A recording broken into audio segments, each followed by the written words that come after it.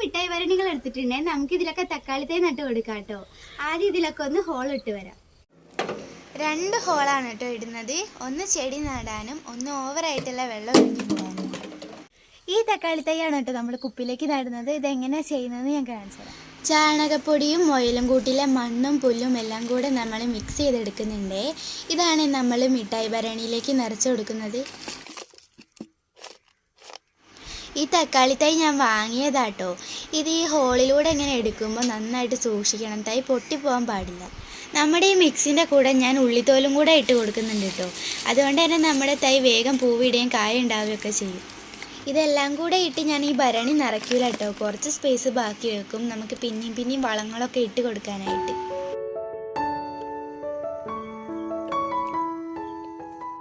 ഇങ്ങനെയാണ് കേട്ടോ തക്കാളി തൈ നട്ട് കഴിഞ്ഞാൽ ഉണ്ടാവുക. ഇവിടെ 2 ഹോളുകളാണുള്ളത്. ഇതിൻ്റെ അടിയിലൊരു ഹോളുണ്ട്. ഇതിൽ തീരെ വെള്ളം വറ്റി പോകാതിരിക്കാൻ വേണ്ടിയിട്ടാണ്. ഇനി നമുക്ക് തൈകളൊക്കെ ഒന്ന് നനച്ച് കൊടുക്കാം. കണ്ടില്ലേ ഓവറായിട്ട് വരുന്ന വെള്ളമൊക്കെ ഈ ഹോളിലൂടെ പുറത്തു പോകുന്നത്.